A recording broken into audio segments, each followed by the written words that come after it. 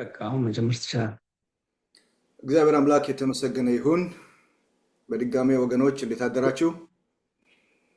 ሰላም ለእናንተ ይሁን። የእግዚአብሔር ሰላም ይብዛላችሁ። ይመስገን።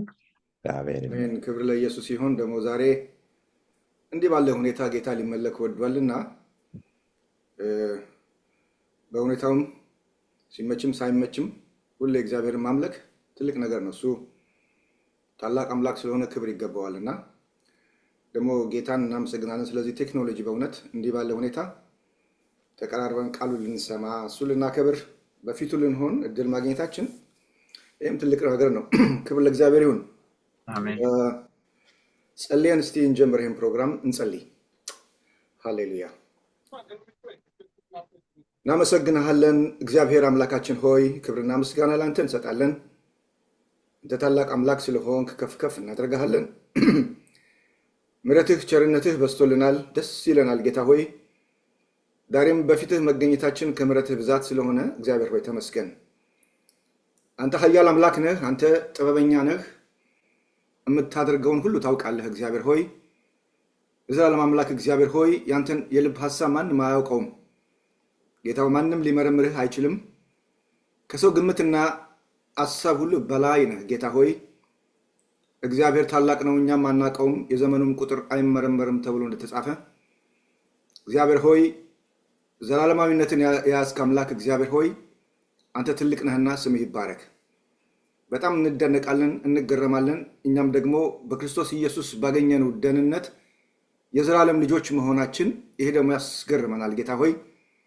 በአንተ እቅፍ ውስጥ ለዘላለም መሆናችን ከተሰራልን ድንቅ ስራ በመስቀል ላይ ከተፈጸመው ስራ ነውና ጌታ ሆይ ክብር ልንሰጥህ ይገባልና ተመስገን። ርቀን የነበርን ሞተን የነበርነውን ሕያዋን ያደረግከን በደምህ ወደ አንተ ያቀረብከን ዛሬም የልጅነት ስልጣን አግኝተን አባ አባ ብለን ልንጠራ እድል ማግኘታችን በእውነት ትልቅ እድል ነው። እግዚአብሔር ይህን ሰርተሃል፣ ይህን አድርገሃልና ክብር ይገባሃልና በኢየሱስ ስም ክብር ላንተ ይሁን። እግዚአብሔር አምላካችን ሆይ ይህን እድል አግኝተናል አሁን በፊትህ ልንሆን በዚህ ጊዜና በዚህ ሰዓት ጌታ ሆይ ስንዘምር ዝማሬው በፊትህ መልካም መስዋዕት ሆኖ እንዲቀርብ ጌታ ሆይ ቃልን ስንማር ቃልን ቆርሰህ እንድትመግበን እንድታበላን ጌታ ሆይ ለቀሪ ዘመናችን የሚሆነን ስንቅ እንዲሆን ጌታ ሆይ ዳዊት እንዳለ አንተ እንዳልበድል ቃልህን በልቤ ሰወርኩ እንዳለ የሚሰወርልን ቃል ይህን ዘመን የምንሻገርበት ቃል እንዲሆንልን እግዚአብሔር እንድትባርከን በኢየሱስ ስም እንለምናለን። ጌታ ሆይ ምድርና ሞላዋን የያዝክ አምላክ አንተ ነህና እንጸልያለን። ይህ አየር በማንም ላይ የከፋ ነገር እንዳይመጣ እግዚአብሔር ሆይ አየሩን እንድትቆጣጠር ማንም እንዳይጎዳ ሰላም እንዲሆን በኢየሱስ ስም እንጸልያለን። አደጋዎች እንዳይኖሩ እንጸልያለን። እግዚአብሔር ሆይ ተመልካም አምላክ ነህና በመልካምነትህ ተገለጥ፣ ከፍ በል፣ ተመስገን። ስለሁሉም ደግሞ እናመሰግንሃለን፣ ከፍ ከፍ እናደርግሃለን በከበረው ልጅህ በጌታችንና በአምላካችን በኢየሱስ ክርስቶስ ስም አሜን አሜን። ክብር ለኢየሱስ ይሁን። የእግዚአብሔርን ቃል አነብና ከዛ ወደ ዝማሬ እንሄዳለን። በመዝሙረ ዳዊት ምዕራፍ 24 ላይ አውጥተን ሁላችንም እናየዋለን። እንዲህ ይላል፣ ምድርና ሞላዋ ለእግዚአብሔር ናት፣ ዓለምን በእርሷም የሚኖሩት ሁሉ። እርሱ ባህሮች መስርቷልና ፈሳሾችንም አጽንቷልና። ወደ እግዚአብሔር ተራራ ማን ይወጣል? በመቅደሱ ስፍራስ ማን ይቆማል? እጆቹ የነጹ ልቡም ንጹሕ የሆነ ነፍሱን ለከንቱ ያላነሳ ለባልንጀራውም በሽንገላ ያልማለ እርሱ ከእግዚአብሔር ዘንድ በረከትን ከመድኃኒትም አምላክ ምሕረትን ይቀበላል። ይህች ትውልድ እርሱን የምትፈልግ ናት። የያዕቆብ አምላክ ፊት የምትፈልጉ እናንተ መካኒቶች በሮችን ክፈቱ፣ የዘላለም ደጆች ይከፈቱ፣ የክብርም ንጉሥ ይግባ። ይህ የክብር ንጉሥ ማን ነው? እግዚአብሔር ነው፣ ብርቱና ኃያል እግዚአብሔር ነው፣ በሰልፍ ኃያል። እናንተ መኳንንቶች በሮች ክፈቱ፣ የዘላለም ደጆች ይከፈቱ፣ የክብርም ንጉሥ ይግባ። ይህ የክብር ንጉሥ ማን ነው? የጭፍሮች አምላክ እግዚአብሔር እርሱ የክብር ንጉሥ ነው ይላል። እግዚአብሔር አምላክ የተባረከ ይሁን። ይህን ክፍል ስንመለከተው በጣም ይገርማል።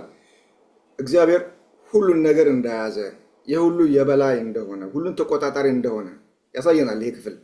እንደገና ደግሞ እግዚአብሔር ቅዱስ እንደሆነና ቅድስናን ደግሞ ከኛም እንደሚፈልግ ይህን ክፍል እንደው ዝም ብለን ብናየው ይህን ሐሳብ ይናገራል። እግዚአብሔር የድል አምላክ ነው። ኦኬ፣ የድል አምላክ ነው እግዚአብሔር። እንደገና ደግሞ ህዝቡ ደግሞ እንዲያመልኩት ይፈልጋል፣ እንዲመለክ ይፈልጋልና እናንተ መኳንንቶች ደጃችሁን ክፈቱ፣ ይህን የክብር ንጉስ አስገቡት። ታላላቅ ሰዎች መኳንንቶች ደጃችሁን ክፈቱና የክብር ንጉስ አስገቡት። ከናንተ የበለጠ የከበረ አለ፣ ታላቅ አለ እና ይጠቅማል፣ ይበጃል፣ አስገቡት። እና ይሄ የዳዊት የሰንበት መዝሙሩ ነው ሲዘምር በዚህ ላይ እና ዛሬም ይህን የከበረ የክብር ንጉስ ልባችንን ከፍተን እናስገባዋለን በዚህ ማለዳ፣ በዚህ ጊዜና በዚህ ሰዓት። ምክንያቱም እሱ ንጉስ ነው እና የሚገዛ ነው፣ የሚቆጣጠር ነው። እሱ ኃያል አምላክ ነው፣ ሊመለክ ይገባዋልና ይህን የክብር ንጉስ በዚህ ጊዜና በዚህ ሰዓት ልባችንን ከፍተን አሁን ባለንበት በቤታችን ጌታን እናመልካለን። እህታችን እሰይ በዝማሬ ታገለግለናለች። ከእሷ ጋር አብረን ጌታን እናመልካለን። አሜን። እግዚአብሔር የተመሰገነ ይሁን። እስቲ ታውቁታላችሁ የክብር ንጉስ ይግባ የሚል አንድ የድሮ መዝሙር ነበረ። እንሞክራለን።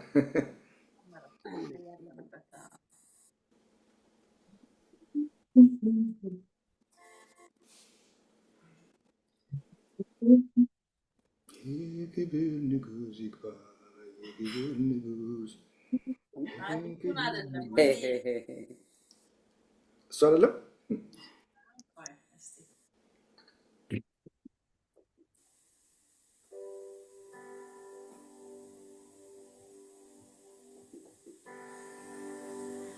የክብር ንጉስ ይግባ፣ የክብር ንጉስ ወፍረዋል ትንሽ ቴምፖውን ጨምር። ላስተካክል። የቤቴል መካነ ኢየሱስ ዝማሬ ነው። የድሮ በጣም የጥንት ነው። ብዙ አይታወቅም።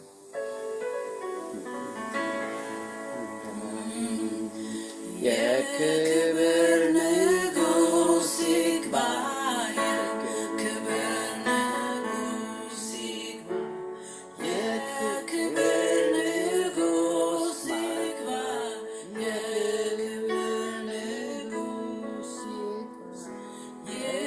የክብር ንጉስ ማነው?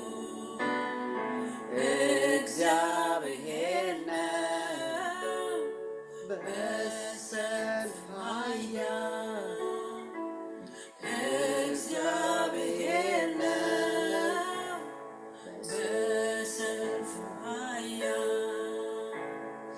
የክብር ንጉስ ይግባ፣ የክብር ንጉስ ይግባ፣ የክብር ንጉስ ይግባ፣ የክብር ንጉስ የክብር ንጉስ ማነው?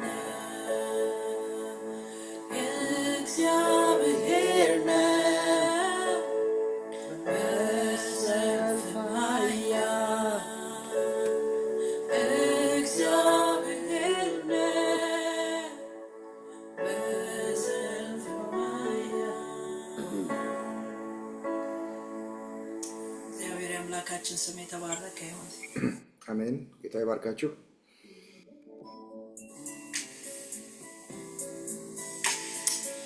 እስቲ አምልኳችንን እንቀጥላለን።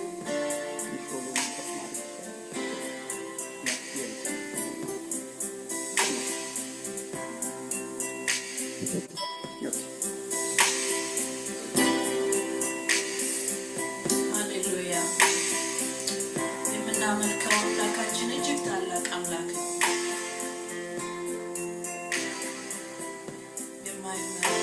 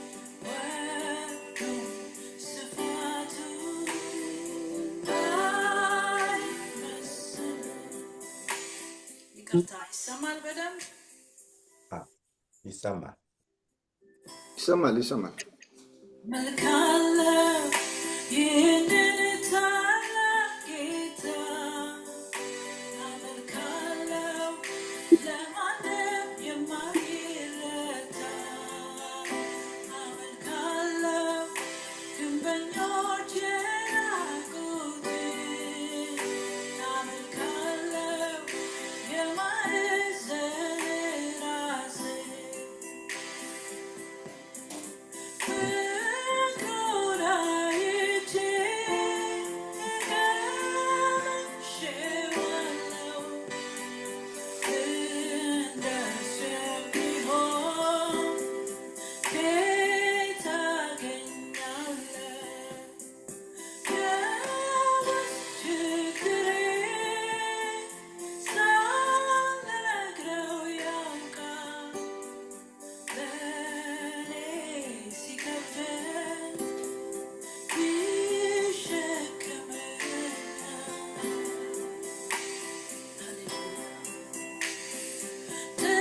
ጥፋቴን ሁሉ በፍቅሩ እያየ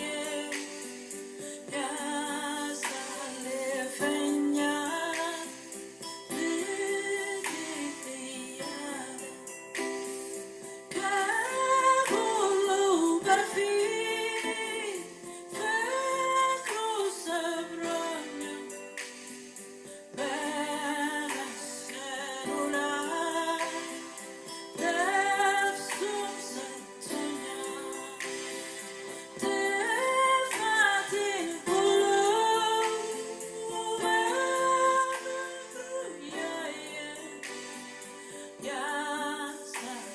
ያሳልፈኛል ልጄ እያለ ከሁሉ በፊት ፍቅሩ ሰብሮኛል በመስቀሉ ላይ ነፍሱን ሰጥቶኛል ስሙ ይክበር የኔ ጌታ የኔ የግሌ መከታ ከመከራ ያወጣኛል ልጁን ልኮ አድኖኛል ስሙ ይክበር ስሙ ይክበር የኔ ጌታ የኔ የግሌ መከታ ከመከራ ያወጣኛል ልጁን ልኮ አድኖኛል ስሙ ይክበር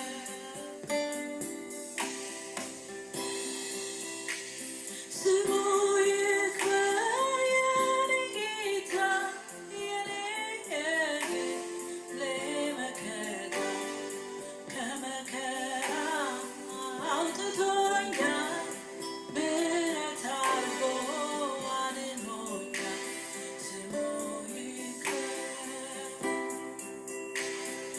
ከመከራ አውጥቶኛል ምሕረትን አድርጎልኛል ስሙ ይክበር ሃሌሉያ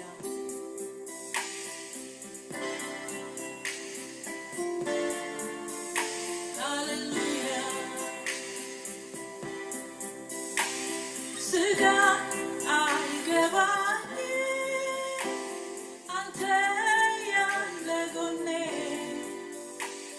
እጄን ይዘኸዋል ላጥልም መድኔ ስምህ ጋሻዬ ነው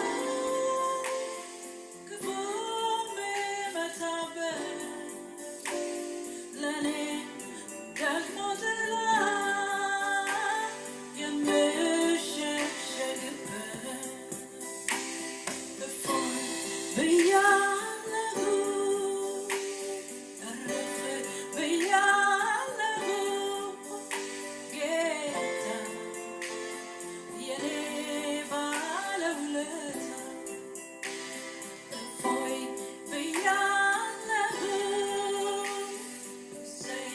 ብያለሁ ጌታ የኔ ባለውለታ ሃሌሉያ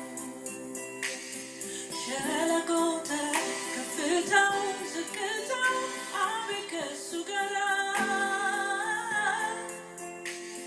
ከፊት ለፊት እጄን ይዞ እኔን እየመራ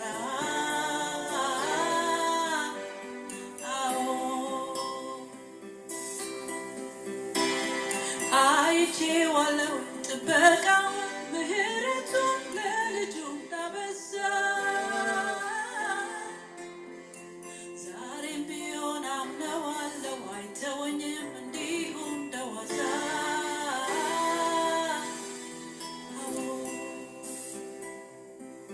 ሸለቆ ተራራ ከፍታው ዝቅታው አቤት ከእሱ ጋር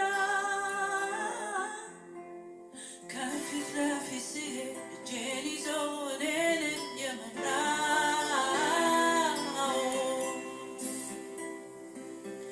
አይቼዋለሁ ጥበቃው ምሕረቱን ለልጁ እንዳበዛ ዛሬም ቢሆን አምነዋለሁ አይተወኝም እንዲሁ እንደዋዛ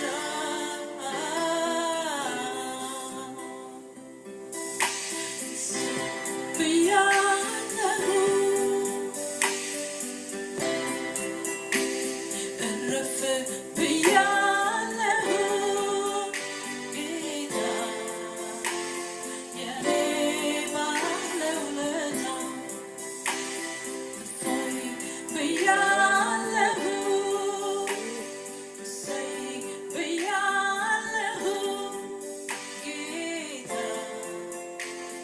የኔ ባለውለታ በቃሉ ተናግሮኝ ጠብቄው በጸሎቴ ምንም አልረሳኝ አባት አለኝ ብዬ ተመክቼ አላሳፈረኝ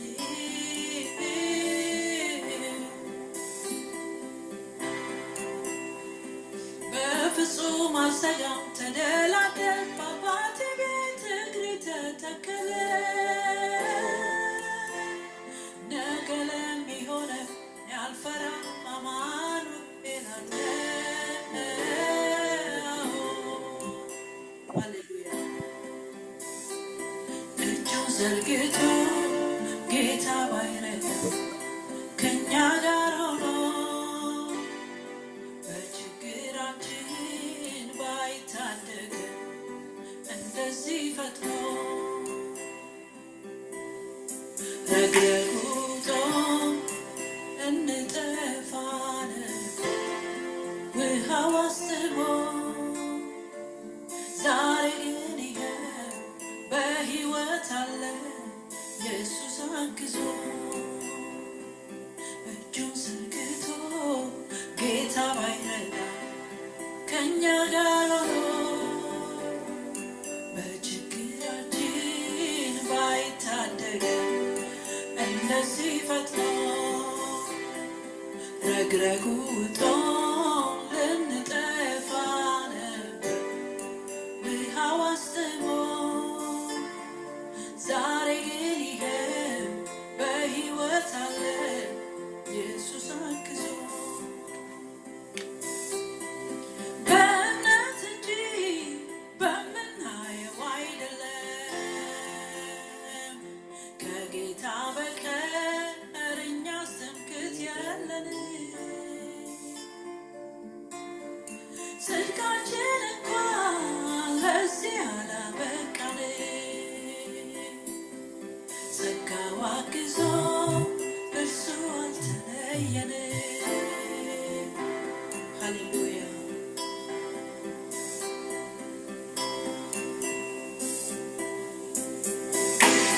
ጌታዬ ባንተ ስም ሆኛለሁና እስቲ ልሰዋ ክብር ምስጋና እንባዬን ጠርገህ ማቄን ቀድደሃል ሐዘን ምሬቴን ከኔ ወስደሃል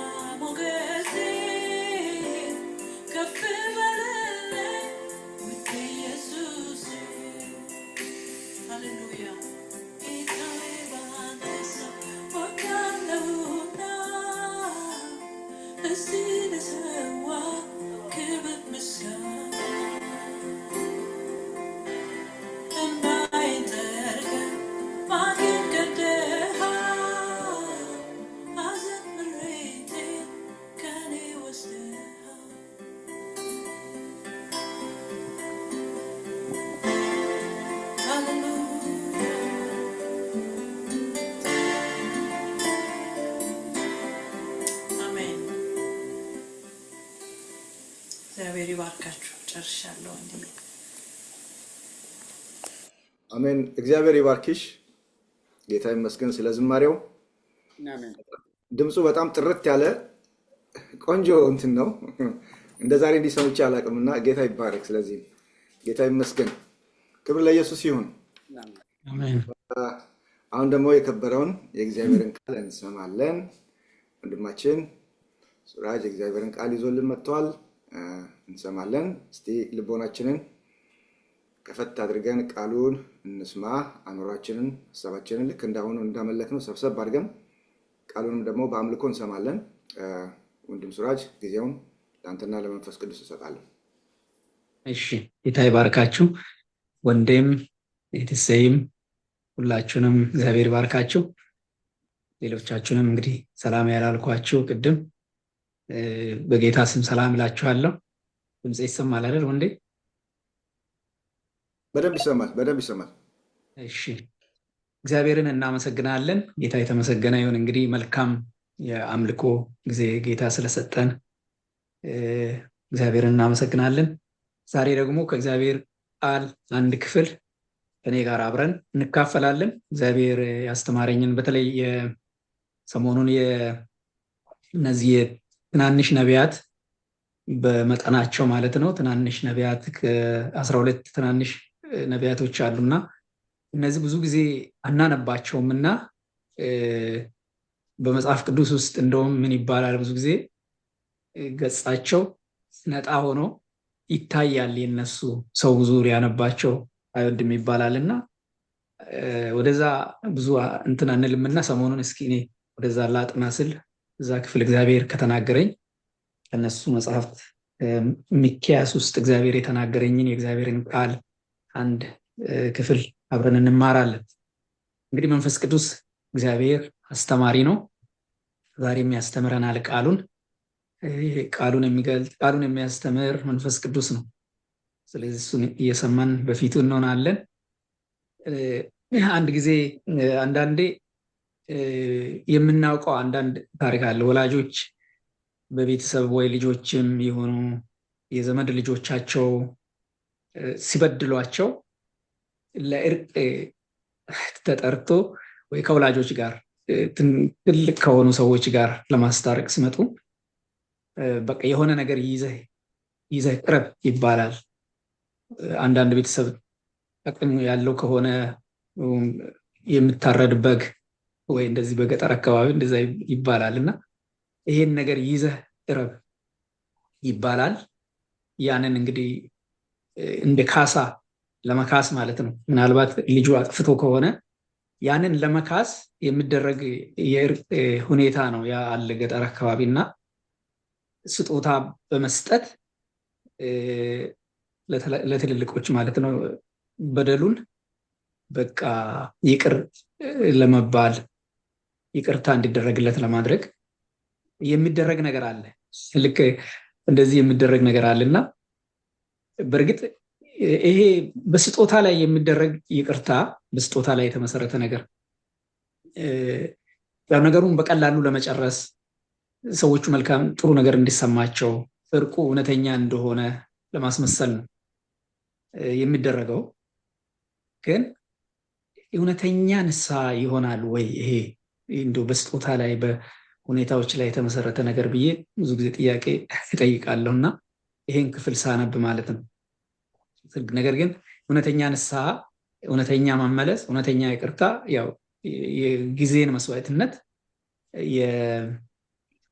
አንዳንድ መስዋዕትነቶችን የሚጠይቅ ነገር እንደሆነ ይታወቃል። በእርግጥ ያም ቢሆን ግን እንደው በስጦታ የሚገዛ አይነት ይቅርታ የለም ወይ ደግሞ ምህረት የለም እና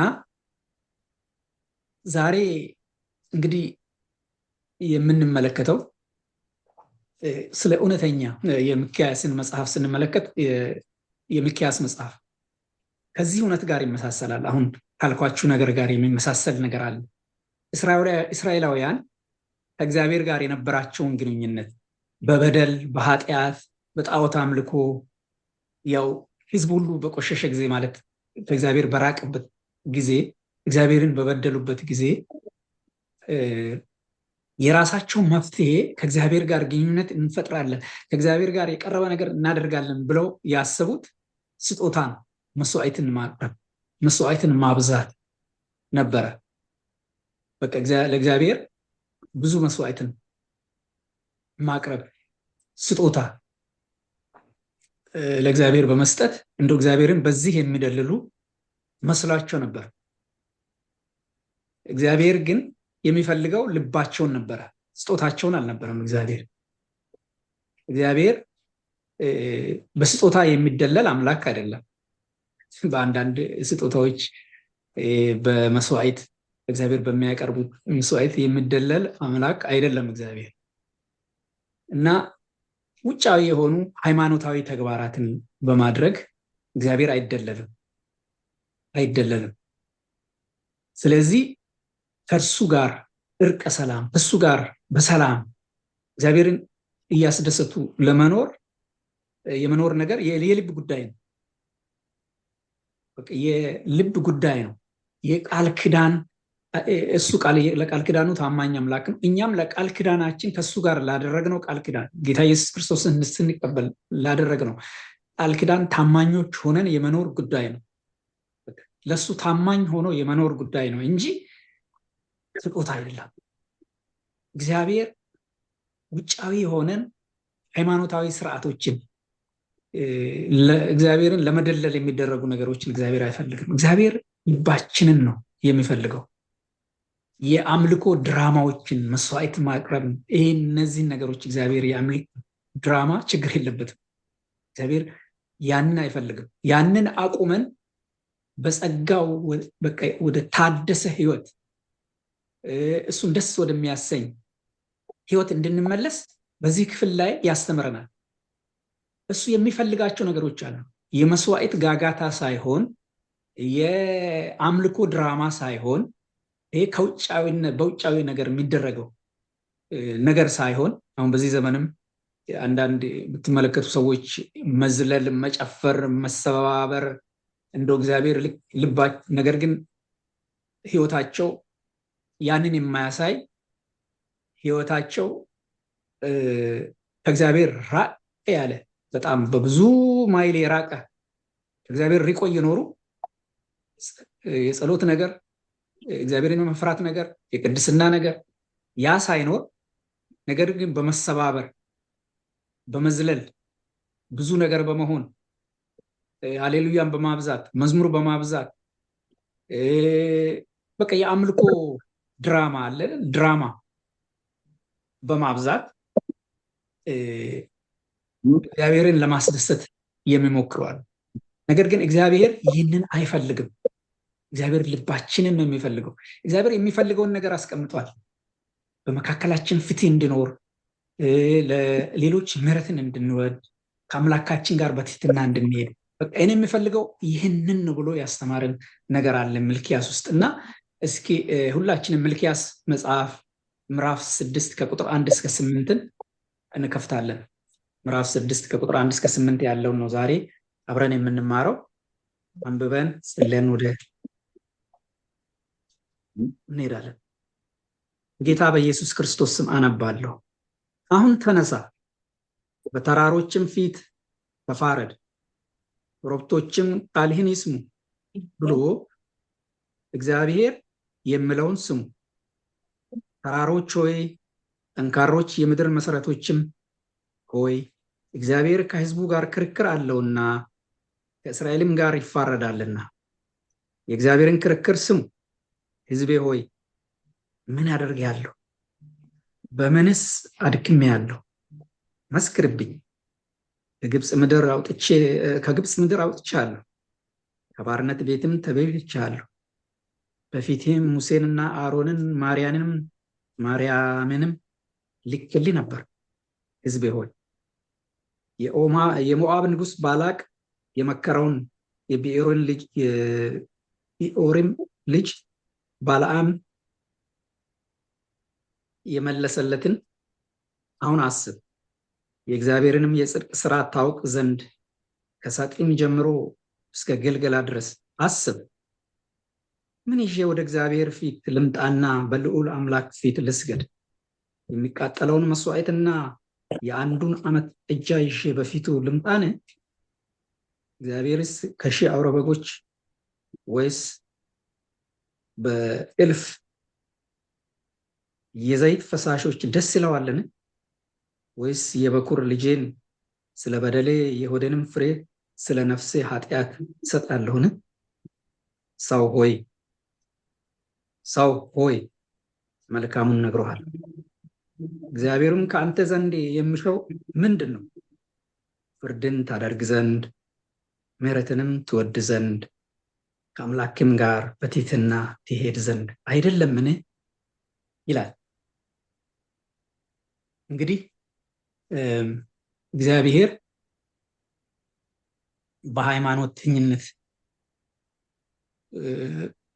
በሃይማኖተኝነት ሳይሆን ለቃሉ ታማኞች እንድንሆን ነው የሚፈልገው።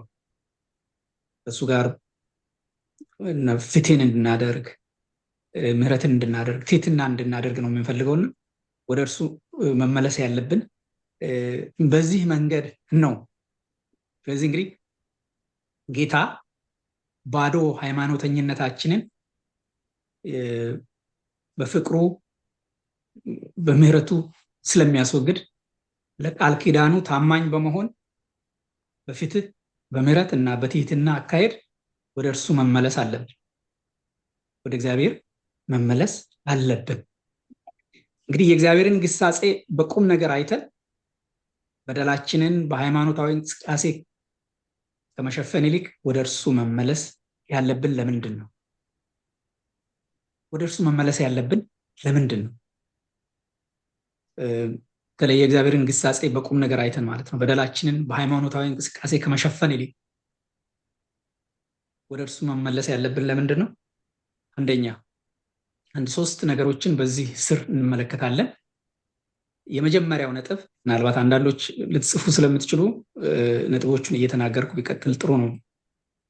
የመጀመሪያው የእግዚአብሔር ቃል አምልኳችንንና ሕይወታችንን እንጂ ለፍርድ እንዲቀርብ ስለሚያደርግ የእግዚአብሔር ቃል ማለት ነው ሕይወታችን ለፍርድ እንዲቀርብ ያደርገዋል። ምዕራፍ 6 ቁጥር 1 እና 2 ተመልከቱ። ለፍርድ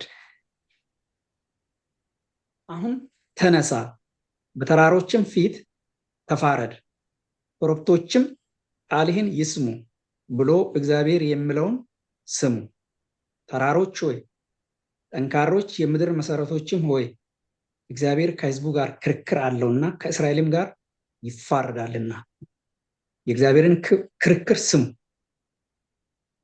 ክርክር፣ ፍርድ፣ ይፋረዳል። የእግዚአብሔር ቃል እንግዲህ ይህንን የአምልኳችንን ሁኔታ የህይወታችንን ሁኔታ ያንን ይፋረዳል። እግዚአብሔር ይፋረዳል። ቃሉ ስንል እግዚአብሔር ማለታችን ነው። ያው ይፋረዳል። እንግዲህ በእነዚህ በሁለቱ ቁጥሮች እግዚአብሔር ህዝቡን ልክ ወደ ፍርድ ቤት እንደሚጠራ የፍርድ ቤት ጥሪ ኢትዮጵያ ጥሪ ይደርሳል ወይ የሆነ ጥሪ የሚደርስ ጥሪ ይኖራል። ልክ ከሳሽ የክስ ጥሪ እንደሚልክ ሰው ሆኖ ቀርቧል። በዚህ ክፍል ላይ በቃ ለመፋረድ ይፈልጋል እግዚአብሔር ለመፋረድ ይፈልጋል። በዚህ ክፍል ላይ እንደውም ምስክር የሚያቀርባቸውን ትመለከቱ። በዚህ ክፍል ላይ በጣም የሚገርም ነገር ነው። እንግዲህ በቤተ መቅደስ ውስጥ የምታየውን የመስዋዕትነት ጭስ ይሄንን ከግቢ ውጭ ከቤተ ክርስቲያን ውጭ ከቤተ መቅደስ ውጭ የነበራቸውን ህይወት ያ የህይወታቸውን የዕለት ተዕለት የህይወታቸው ጉዳይ ከእግዚአብሔር የራቀ ሆኖ ቤተ መቅደስ ሲመጡ ግን ግቢውን በጭስ የሚሞላ በጣዖት ማለት በአምልኮ በመስዋዕት በማድረግ የሚሞላ ህይወት አለና ያ እንፋረድ ይላቸዋል። ተነሳ በተራሮች ፊት ክሳችሁን አቅርቡ ይላል። ተራሮችን ነው ለምስክር የሚያቀርባቸው፣ ኮረብቶችን ለምስክርነት የተጠሩት ፍርድ ቤት። ይሄ ምን ማለት ነው? ለምንድን ነው ተራሮችን እና ኮረብቶችን ለፍርድ ማለት ለምስክርነት የሚያቀርባቸው? ያው ሁላችን እንደምናውቀው ፍርድ ብዙ ጊዜ ምስክርነት ይሰማል አይደለም? አይቻለው፣ አሁን እንደዚህ ሲገዳደሉ እንዲህ ሲያጠፋ አይቻለው ብሎ ምስክር ይቆጥራል እና ያ ምስክር መጥቶ ይመሰክራል። ሲመሰክር ምናልባት ከማረጋገጫዎቹ አንዱ ሊሆን ይችላል ያን የሚጣራበት ያ እንደሆነ ሁላችንም እናውቃለን። የምስክር ተልእኮ ምስክሮች ለምን እንደሚጠሩ ፍርድ ቤት እናውቃለን። በዚህ ክፍል ግን የተጠሩት ነገሮች ተራሮችና ኮረብቶች ናቸው። ምስክር ተደርገው የተጠሩ እግዚአብሔር እንደ ምስክር የሚጠራቸው እነዚህን ነው። ምክንያቱም እነዚህ ተራሮችና ኮረብቶች በጣም የቆዩ ከህዝቡ እድሜ በላይ የኖሩ እዛ ያሉ ናቸው። እግዚአብሔር ከህዝቡ ጋር የገባውን ቃል ኪዳን እና የህዝቡን ሂደት ያዩ ናቸው፣ የሰሙ ናቸው፣ እዛው አካባቢ ያሉ ናቸው። ስለዚህ የታመኑ ምስክሮች ናቸው። ሌላ ሰው የታመነ ምስክር ሊሆን አይችልም። እነሱ እዛው ያሉ ናቸው፣ እዛው የኖሩ ናቸውና የታመኑ ምስክሮች ናቸው። ቃል ኪዳናቸውን ያውቃሉ። ህዝቡና እግዚአብሔር የገቡበትን ቃል ኪዳን ያውቃሉ፣ ሰምተዋል። ይህንን እንግዲህ ይሄ መጽሐፍ ቅዱስ ያው ፐርሶኒፊኬሽን የሚባል አተረጓጎም አለ። ይሄ ግዑዙን ነገር እንደ ህያው ነገር አድርጎ መጽሐፍ ቅዱስ የሚናገርበት በጣም ብዙ ክፍሎች ስላሉ ይሄ አነጋገሩ ምስጢሩ ይገባናል። እግዚአብሔር እነሱን ምስክሮች አድርጎ ያቀርባል።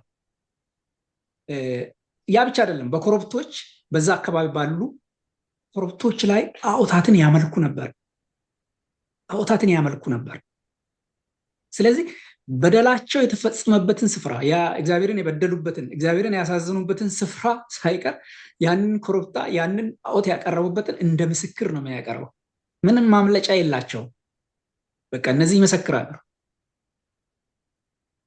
እና የሚያደርጉት ነገር በእውነት ትክክል እንዳይደለ ወንጀለኞቹ እነሱ እንደሆኑ ምን ያደርጋሉ? ጣዖትን ያመልካሉ። ቃል ኪዳናቸውን ረስተዋል። ከእግዚአብሔር ጋር የገቡትን ቃል ኪዳን ረስተዋል። በዚህ ፋንታ ግን በዛ ዘመን ህዝቡ ምን ያደርግ ነበር? ሃይማኖተኛ መስዋዕት የሚያቀርብ በዓላትን በማክበር ብቻ ይሄ ውጫዊ የሆነ እይታ ትርኢት ፐርፎርማንስ አለ አይደለም? የአምልኮ ፐርፎርማንስ ብቻ የሚያደርጉ ናቸው። ከህይወታቸው ጋር ግን የተገናኘ አይደለም። ከልባቸው ጋር የተገናኘ አይደለም። ከውስጥ ማንነታቸው ጋር ከእግዚአብሔር ጋር የተገናኘ አይደለም። አምልኳቸው በቃሉ የሆነ አይደለም እና እንግዲህ ምን ያህል መስዋዕት አቀረባችሁ የሚለውን ነገር እግዚአብሔር ይህንን አይደለም ጥያቄው። ምን ያህል እየኖራችሁ ነው? ምን ያህል እየተቀደሳችሁ ነው? ምን ያህል ከእግዚአብሔር ጋር ህብረት አላችሁ? እውነተኛ አምልኮ አላችሁ? የልብ የሆነ ነገር አላችሁ እግዚአብሔር ጋር የሚለው ጥያቄው። እግዚአብሔር የሚፈልገው ክርክሩ ይሄ ነው። እነሱ ደግሞ ይኸው ይህንን እያቀረብን ነው ለእግዚአብሔር የሚል ነገር ነው። ይሄ የቃል ኪዳን ክርክር ነው። እግዚአብሔር ከህዝቡ ጋር የገባው ቃል ኪዳን የልብ ግንኙነት ነው እንጂ የውጫዊ ነገር አይደለም። ስለዚህ ፍርዱ የሚጀምረው ከልብ ማለት ነው። ከልብ ከህይወት ጋር ነው፣ ከውስጥ ጋር። በተለይ ይህን ዘመን ስንመለከት ያንን ዘመን ይመስላል። ይሄ አምልኮ ፐርፎርማንስ የሆነበት ዘመን ማለት ነው። አምልኮ ፐርፎርማንስ፣ መዝሙር በቃ ሂት። በተለይ አሁን የምትመለከቱት የቲክቶክ ዘመን ነው። ሁላችሁም እንደምታውቁ በዚህ በቲክቶክ ዘመን ቤተክርስቲያን ሄደው የማያውቁ ሰዎች፣ ቤተክርስቲያን የማይሄዱ ህይወታቸው ምን እንደሚመስል ምስክርነት የሌላቸው ሰዎች ዛሬ ሰባኪዎች ናቸው። ፐርፎርም ያደርጋሉ። በቃ በመጽሐፍ ቅዱስ ማንም ሳይለያቸው፣ ማንም እንደው ጸልዮ ይሄ ያንተ ጸጋ ነው ብሎ እንኳን ሳይሰጣቸው ሰባኪዎች ናቸው። ሰው ሰባኪ ነው። ሁሉም ሰው ሰባኪ ነው። ሁሉም ሰው ዘማሪ ነው። በቤተ ክርስቲያን ራሱ አምልኮ ስርዓቱ ራሱ ፐርፎርማንስ ሆኗል። በተለይ በቲክቶክማ ለቪው የሚደረገው ስብከት እንደው ይሄ ሁሉ ለእግዚአብሔር ፍቅር ሆኖ ቢሆን ኖሮ፣ ይሄ ሁሉ ከልብ ከቅድስና ጋር እግዚአብሔርን ከማምለክ ጋር ሆኖ ቢሆን ኖሮ፣ ነገር ግን ብዙ ቪው ለማግኘት፣ ብዙ ተከታዮችን ለማፍራት፣ ብዙ ዝናን ለማግኘት፣ ብዙ ገንዘብ ለማግኘት ተብሎ ሰው ሁሉ ሰባኪ ሆኗል። ሰው ሁሉ ዘማሪ ሆኗል። ሰው ሁሉ በቃ መንፈሳዊ ነው። ፐርፎርማንስ፣ ውጫዊ ነገር። እግዚአብሔርን ይሄ አያስደስተውም። እግዚአብሔር ተራሮችንና ኮረብቶችን እንደ ምስክር የሚያቆማቸው ለምንድን ነው? በዚህ ክፍል ያዩ በቃ ያሉበትን ነገር ነው እንደ ምስክር የሚያቆማቸው። ልክ ቲክቶኩን እስኪ መስክር፣ እነዚህ ሰዎች እውነታቸውን ነው? ለእግዚአብሔር ፍቅር ኖሯቸው ነው? እስኪ እግዚአብሔርን ከልብ እያመለኩ ነው ብሎ ለምስክር እንደማቅረብ ማለት ነው። በእኛ ዘመን ቢሆን ማለት ነው። ቲክቶኩ መናገር ያለበት ቢሆን አይደለም ሊል ይችላል ብዙዎቹን። አይ ለቪው ነው፣ አይ ፎሎወርስ ለማግኘትም፣ አይ በቃ በደላቸውን ይህን ሁሉ ከእግዚአብሔር ሪቆ የሚሄዱበትን ሁኔታ ለመሸፈኛ ነው። ይህ ፐርፎርማንስ፣ ይህ ሁሉ ጋጋታ፣ ይህ ሁሉ በዓለም የሚሰማው የሚሆነው ልክ የዛን ዘመን አይነት ህይወት ነው ወገኖቼ። እነዚህ ሰዎች በመስዋዕት ለመሸፈን እንደሞከሩት ማለት ነው። በመስዋዕት ለመሸፈን እንደሞከሩት አይነት ነው። እና ብዙ ጊዜ ምንድነው ህይወቱ አንዳንድ ሰው በውጭ ለምሳሌ አንድ ድርጅት ውስጥ የሚሰራ አንድ ማኔጀር እንበል ወይ ሰራተኛ እንበል፣ በየቀኑ ጠዋት ልክ በሰዓቱ ቢሮ የሚገኝ፣ በሰዓቷ ልክ 8 ሰዓት ከተባለ 8 ሰዓት ይገኛል። ጠረጴዛው ንጹህ ነው፣ ያምራል።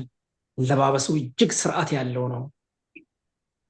ስራ በቃ ይጽፋል፣ ይሰራል፣ ስራ ላይ ጎበዝ ነው እና የሚያዩት ሰዎች ሁሉ ጎበዝ፣ በጣም አሪፍ ሰው ሊሉ ይችላሉ።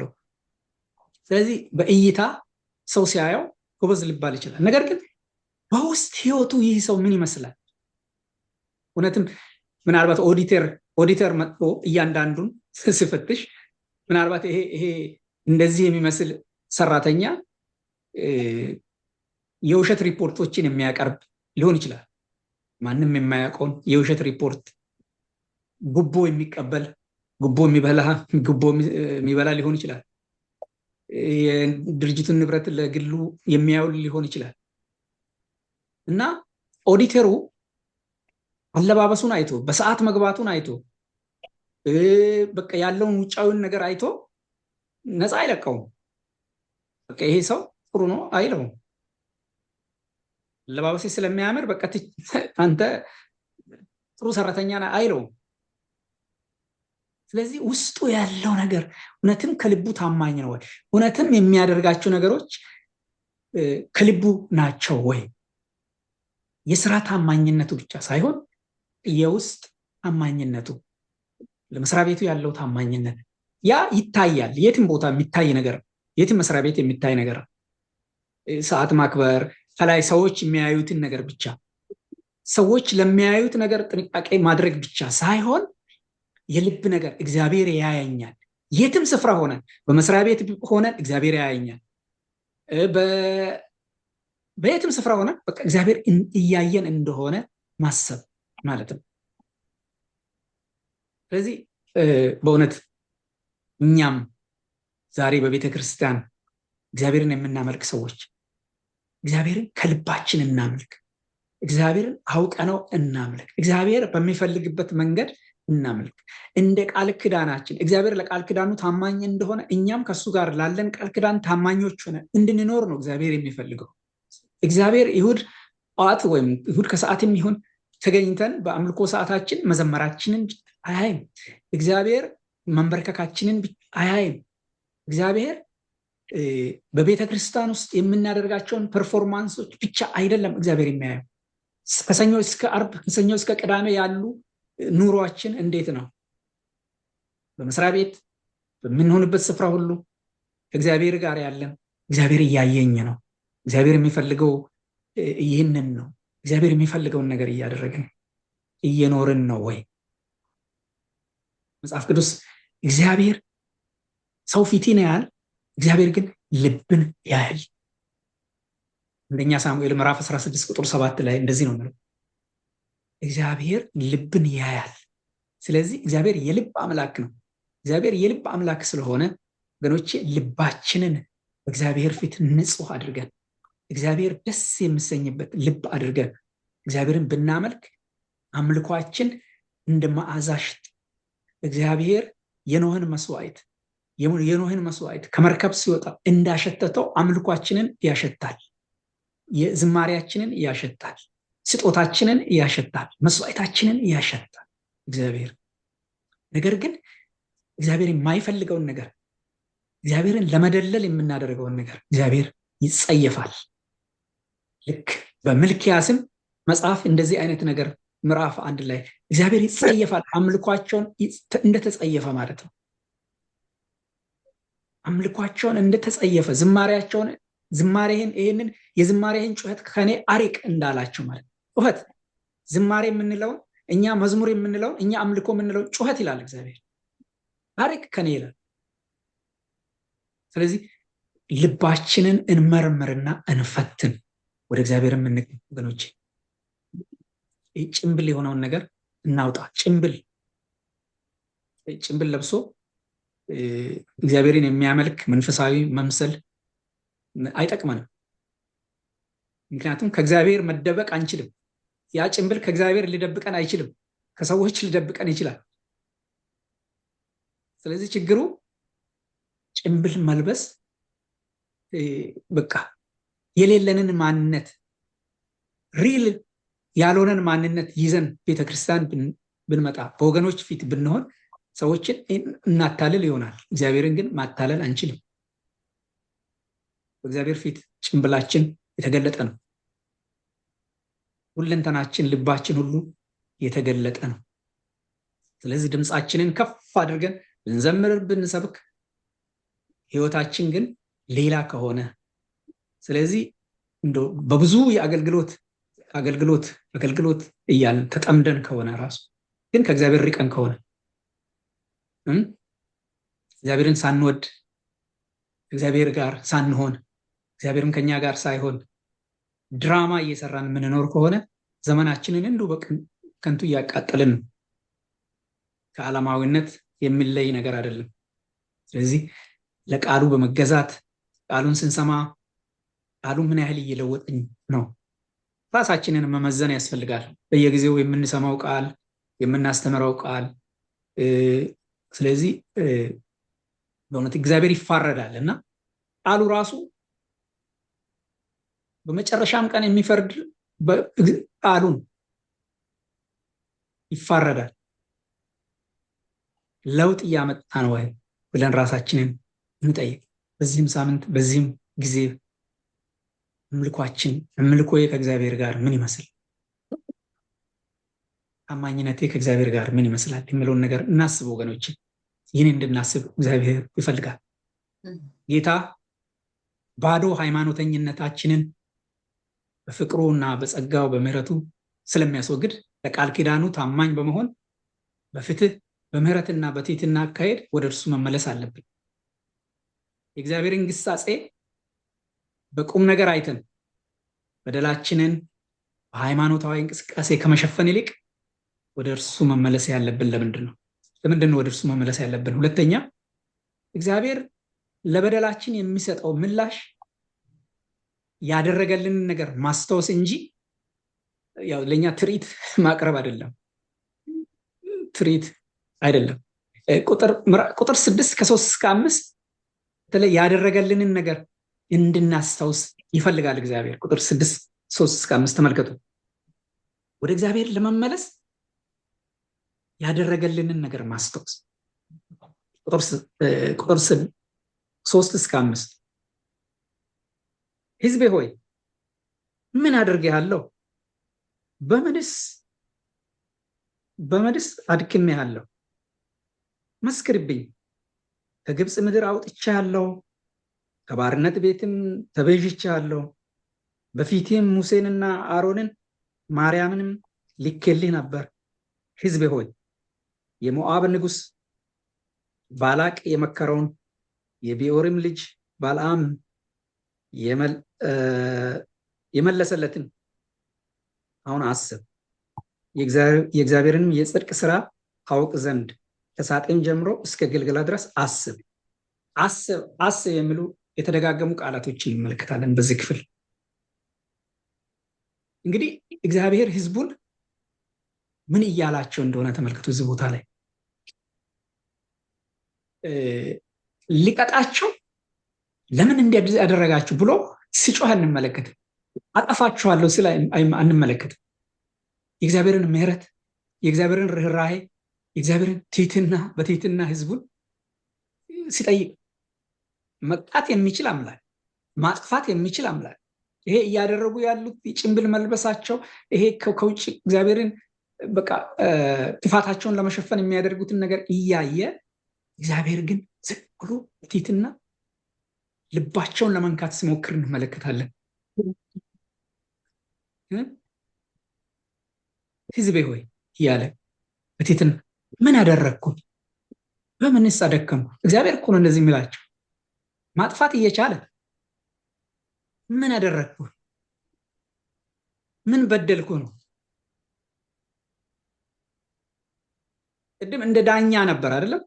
ከላይ የመጀመሪያ ነጥብ ስንመለከት እንከራከር ማለት እንደሚከስ እንደ ጓደኛ ምን አደረግ? ምን ሸክም ማለት ምንድነው ያጠፋሁት ነገር ይላል።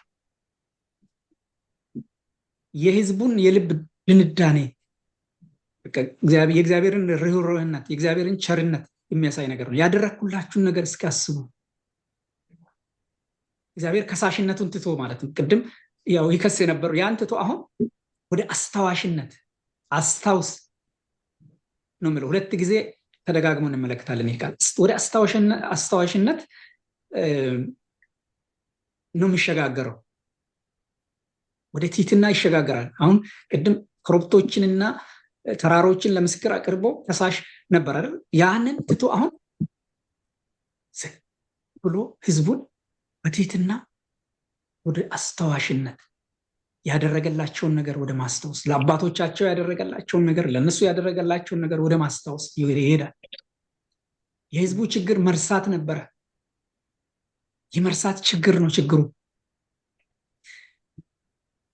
አምልኮን እንደ ሸክም ያዩት ረስተው ነው። እግዚአብሔር ማን እንደሆነ፣ እግዚአብሔር ምን እንዳደረገላቸው ስለረሱ ነው። ነፃ መውጣታቸውን ከግብፅ ባርነት በእውነት እዛ እየተጨቆኑ ባሪያዎች ሆነው በእውነት እንዴት ዘጸአት ምዕራፍ 3ን ብትመለከቱ ጩኸታቸው ያላቸው የነበረባቸው መከራ ትልቅ ነበር። እዛ መከራ ውስጥ እያሉ እዛ አውጥቶ እኔ ነኝ እኮ ያወጣችሁ ይላቸዋል። በአባትነት ይህንን ያሳስባቸዋል። ምን አደረግኳችሁ? ምን አጠፋው? እግዚአብሔር እንደዚህ ይላል። እግዚአብሔር ነው እኮ እንደዚህ የሚለው። የሚገርማችሁ ነገር ሰው አይደለም። እኔ ተቤዥኋችሁ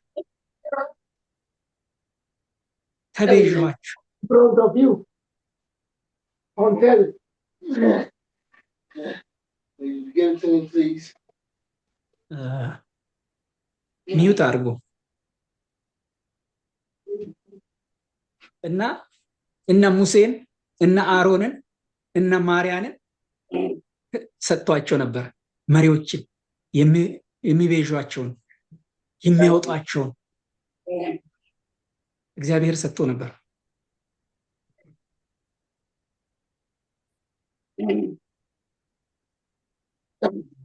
ይቅርታ እንዴ ሚዩት ላርክና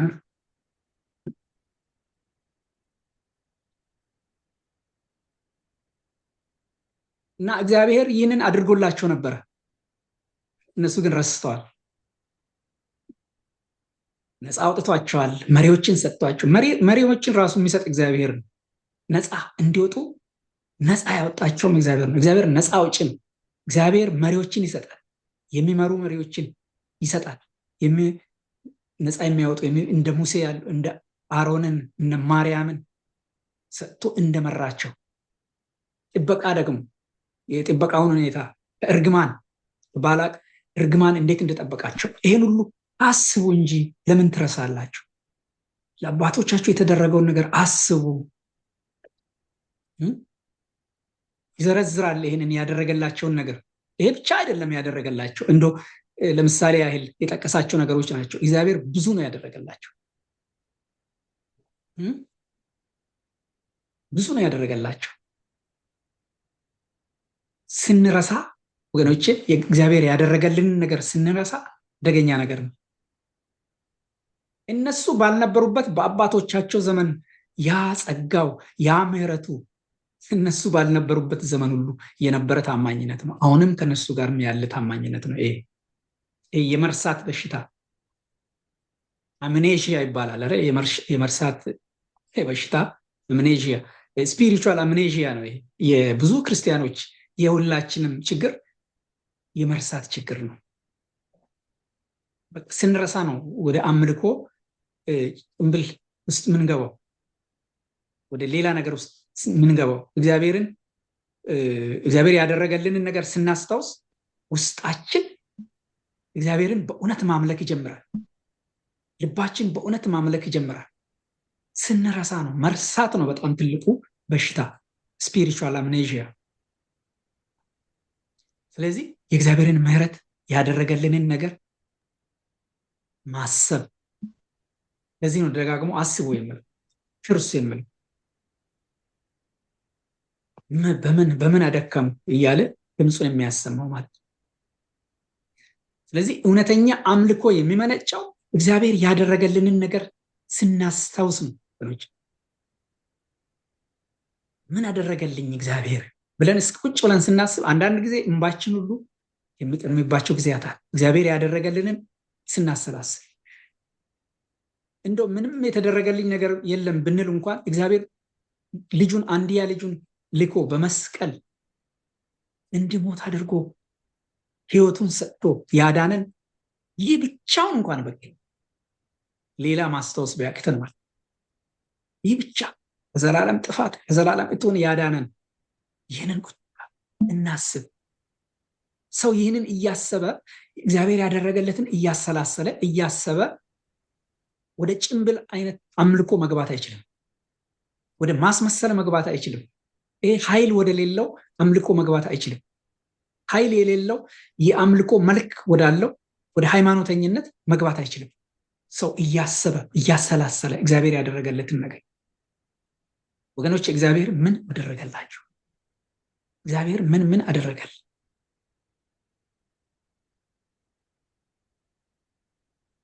እግዚአብሔር ሊመልሰን ያደረገልንን ነገር እንድናስተውስ ይፈልጋል። በዚህ ክፍል ላይ ልባቸው ለደነደነ ሃይማኖተኝነት በዚህ ለታሰሩ ፈውስ እንዲሆንላቸው ሲፈልግ እግዚአብሔር ምሕረቱን እንዲያስቡ ጥበቃውን እንዲያስቡ እግዚአብሔር አመራሩን እንዲያስቡ ያስታውሳል።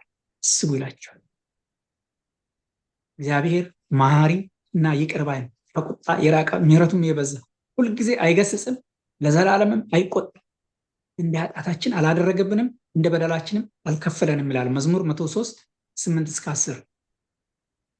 እግዚአብሔር የምህረት አምላክ ነው።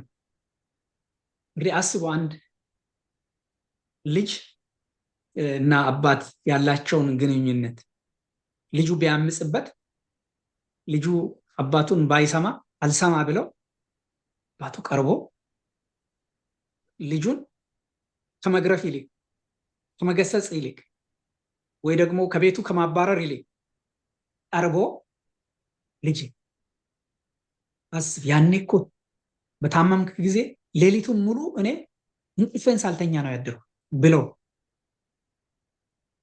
ትምህርት ቤት ስትሄድ ትምህርት ቤት የምትከፍለውን እኔ ተበድሬ ራሴን ዋርቼ ወይ ደግሞ የቀን ስራ ገብቼ ለአንተ ትምህርት ቤት ልከፍልልህ ብቻ ይህን ሁሉ ዋጋ ከፍያለሁ ብል ወድቀህ እንትን ለማንሳት ስል እንደዚህ ደርሶብኝ ነበር ብል ልጁ አባቱ ያደረገለትን ያስባል። እውነትም ልብ ያለው ልጅ ከሆነ የአባቱን ፍቅር ያስታውሳል። ግንኙነቱን ለማደስ ይሞክራል። ልክ እንደዚሁ ማለት እኮ ነው። እግዚአብሔር ያለው የአባትና የልጅ ለሚያጠፉ ልጆች እግዚአብሔር ለራቁ ልጆቹ ራሱን አዋርዶ ምን አደረገ? ጌታ ኢየሱስ ክርስቶስ አንድ ጊዜ በወንጌላት ውስጥ ያለው ቃል ትዝ ይለኛል። በወንጌላት ውስጥ ምን አለ? አንድ ጊዜ ከአባቴ ብዙ መልካም ነገር አደረግኩላችሁ፣ ከነዚህ ስለ የትኛው ነው የምትወግሩኝ አላቸው። ከአባቴ ብዙ መልካም ነገርን አሳየኋችሁ፣ ብዙ መልካም ነገር ከአባቴ አሳየኋችሁ፣ ከነዚህ ከመልካም ነገሮች ስለ የትኛው ነው የምትወግሩኝ አላቸው። እነዛ ለመውገር በእውነት ወገኖቼ ስለ የትኛው ነው እግዚአብሔርን ለመውገር የተነሳ ነው? ስለ የትኛው መልካም ነገር ነው? እግዚአብሔር ያደረገልንን መልካም ነገር እስኪ አስቡ። ታመን ፈውሶናል። ከሁሉ በላይ ከጨለማ አወጣን። የዘላለምን ሕይወት ሰጠን። ሰላሙን አስቡ። እግዚአብሔር የሰጠንን ደስታ አስቡ። እግዚአብሔር የሰጠንን ነገር ቁጠሩ እስኪ በረከቱን። ባለፈው ኤፌሶን መጽሐፍ ስናጠና የእግዚአብሔርን በረከት ስንቆጥር ነበር። በኤፌሶን ምዕራፍ 1 ብቻ ወደ 7 ያህል በረከቶችን ቆጥረናል። እነዛን መንፈሳዊ በረከቶች ሁሉ አስቡ። በስጋ ኑሯችን ያደረገልን፣ ለቤተሰቦቻችን ያደረገልን በረከት አስቡ። እግዚአብሔር የዋልን ውለታ አስቡ። ያን ስታደርጉ በጭንብል የተሸፈነ ይሄ ከላይ ለታይታ የሆነን ፐርፎርማንስ የሆነን አምልኮ እናመልክ። ሪል የሆነ አምልኮ እናመልካለን። ሪል የሆነ መኖር እንኖራለን ስናስታውስ ማለት ነው። እግዚአብሔር መልካም ነገር የሚያደርግ አምላክ ነው። ጸልየን መልስ ሆኖናል። አጥተን ሰጥቶናል። እግዚአብሔር ያላደረገልን ነገር የለም ወገኖች። እስኪ አስቡ፣ አስተውላችሁ እግዚአብሔር ያደረገልን ነገር ለእስራኤላውያን ብቻ አይደለም፣ ለእኔና ለእናንተ ብዙ አድርጎልናል። እነዚህ ታዲያ ስለ የትኛው ነው እግዚአብሔርን በየቀኑ የምንበድለው? ስለ የትኛው ነው እግዚአብሔርን ሁል ጊዜ የምናሳዝነው የምናስመስለው? በቃ ክርስቲያን ነኝ መንፈሳዊ እንደሆንን በሌሎች ፊት በቃ እኛን የሚመስል የለም። ለምን እናስመስላለን? ለማስመሰል ከነዚህ ስለ የትኛው ነው የምናስመስለው? በአምልኳችን ሪል የራሳችንን ህይወት ብደክም እንኳን በቃ ጌታ ሆይ ደከመኝ እባክን አበርታኝ ብንል ያበረታናል። ወደቅኩኝ እባክን አንሳኝ ካልን ያነሳናል። እግዚአብሔር እንደ ሰው አይነት አምላክ አይደለም። ብዙ ጊዜ አንስቶን ያውቃል። እግዚአብሔር ብዙ ጊዜ አንስቶን ያውቃል። ዛሬም ከድካማችን ያበረታናል፣ ከውድቀታችን ያነሳናል። በእውነት ሰው ማንም የማያደርግልን ነገር ያደርግልናል። እግዚአብሔር ያደረገልንም አምላክ ነው። እግዚአብሔር አምር ሰርቶ ብዙ ነገር ያደረገልን ጊዜ አንድ ጊዜ አንድ ሰሞኑን የሰማሁት በጣም የገረመኝ ነገር ልንገራችሁና አንድ ሰው በጣም ጌታን የሚወድ ነው እና ግን 1000 ብር አስቸግሮት ይጸልይ ነበር። እግዚአብሔር ሆይ እባክህን 1000 ብር አስቸግሮኛል ስጠኝ፣ በቃ በራሴ መንገድ አንተ ስጠኝ፣ ማንም ጋር አልሄድም፣ በቃ አምናለሁ ብሎ ጸለየና በቃ እግዚአብሔርን ይጠብቅ ነበር። እግዚአብሔር ይሰጠኛል ብሎ ዴሊቨሪ ይሰራል እና ፒዛ ዴሊቨሪ ይሰራል እና ፒዛ ዴሊቨሪ እየሰራ ከዛ ፒዛ አንድ ፋብሪካ ወዳለበት እዛ ዴሊቨሪ ወሰደና ፒዛውን ሰጥቶ ቆሞ ሰራተኞች ሲሰሩ ይሄ እነዚህ ማሽነሪዎቹ እንዴት እንደሚሰሩ ያያል። እዛ ቆሞ ያያል። ቆሞ ዝም ብሎ ሲያይ ባለቤቱ ዋናው የፋብሪካው ባለቤት ያው ማናጀር እዛ አለ የሚያሰራ፣ ግን ባለቤቱ ይመጣና እንግዲህ ሰራተኞቹን እያንዳንዱን ማወቅ አይችልም። ይሄ ቆሞ ሲያይ ያየዋል። ይሄ እንዴት በዚህ ስራ ሰዓት ሁሉም ቢዚ ሆኖ ባለበት ብሎ ቆሞ ያያል እንዴ? እንደዚህ ቆሞ ነው እየተከፈለው ያለው ይልና ና ብሎ ቢሮ ጠራውና ደሞዝ ስንት ነው? 1000 ብር ይለዋል ልጅ። ደሞዝ ስንት ነው? 1000 ብር አለው። ከዛ 1000 ብር ሰጠውና የሳምንታዊ ደሞዝ ስንት ነው? 1000 ብር አለና $1000 አለውና በቃ እንት $1000 ይሄን ሁለተኛ ግን እዚህ እንዳትመጣ፣ ሁለተኛ በቃ ከስራ ተባረሃል፣ ሁለተኛ እንዳትመጣ አለውና 1000 ብር ሰጥቶ አባረረው። ከዛ በኋላ ማኔጀሩ ሲመጣ ልጁ ሰውየው ደስ ብሎት መኪናውን አስነስቶ ሄደ። ማኔጀሩን ይጠይቀዋል። ይሄ ልጅ መቼ ነበር የተቀጠረው ይለዋል። አይ የተቀጥሮ እኮ አይደለም የልጅ ፒዛ ሊያደርስ መጥቶ ነው ይለዋል። ወይ አለና በጣም እንትን አለና እግዚአብሔር 1000 ብሬን ሰጠኝ ብሎ እግዚአብሔርን እያመሰገነ ሄደ። በዚህም መንገድ ቢሆን እግዚአብሔር ሰጠኝ አለና እግዚአብሔርን አመሰገነ። እግዚአብሔር በእውነት መልካም አምላክ ነው። እግዚአብሔር ስንጸልይ የሚመልስልን፣ የሚያስፈልገንን የሚሰጠን። ምናልባት ምን ያህል እውነተኛ ምሳሌ እንደሆነ አላውቅም። እኔም ሰምቼ ስለሆነ ይህንን የሰማሁትን ነገር ነው የተናገርኩት። ስለዚህ እግዚአብሔር ከዚህም በላይ ነገር ሊያደርግ ይችላል። በሌላ መንገድ አድርጎልንም እናውቃለን። ግን እግዚአብሔር መልካም አምላክ ነው። ለስጋችን ብቻ ሳይሆን ለመንፈሳዊ ህይወታችንም ብዙ አድርጎልናልና ወገኖቼ እግዚአብሔር ያደረገልንን ነገር እናስብ። ይህን ስናደርግ ስንዘምር እናስብ፣ እያሰብን ወደ ልባችን እያስገባን፣ ስንጸልይ ወደ ልባችን እያስገባን፣ ስንዘምር ስናመልክ የምናደርገውን በጌታ ስም ስንሰጥ ራሱ በጌታ ስም እናደርግ። እግዚአብሔር የሚፈልገው ይህንን ነው እንጂ እግዚአብሔር የኛን የመስዋዕት ብዛት አይደለም የሚፈልገው። እንግዲህ ጌታ ባዶ ሃይማኖተኝነታችንን በፍቅሩና በጸጋው ስለሚያስወግድ ቃል ኪዳኑ ታማኝ በመሆን በፍትህ በምህረትና በትህትና አካሄድ ወደ እርሱ መመለስ አለብን። የእግዚአብሔርን ግሳጼ በቁም ነገር አይተን በደላችንን በሃይማኖታዊ እንቅስቃሴ ከመሸፈን ይልቅ ወደ እርሱ መመለስ ያለብን ለምንድን ነው? ሶስተኛውና የመጨረሻው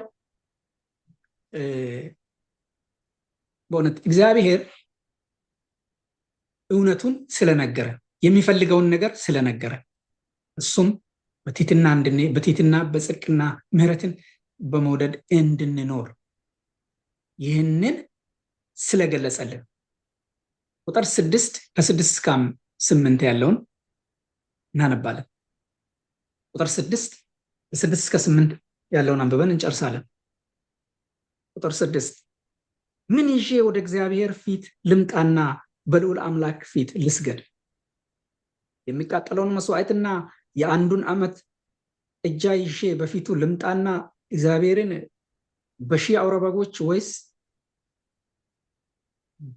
በጎች ወይስ በእልፍ የዘይት ፈሳሾች ደስ ይለዋልን? ወይስ የበኩር ልጄን ስለ በደሌ የሆዴንም ፍሬ ስለ ነፍሴ ኃጢአት እሰጣለሁን? ሰው ሆይ መልካሙን ነግሮሃል። ይሄ ነው የክፍሉ ቁልፍ ቃል። ቁጥር 8 ሰው ሆይ መልካሙን ነግሮሃል፣ እግዚአብሔርም ከአንተ ዘንድ የሚሻው ምንድን ነው? ፍርድን ታደርግ ዘንድ ምህረትንም ትወድ ዘንድ ከአምላክም ጋር ትሕትና ትሄድ ዘንድ አይደለምን?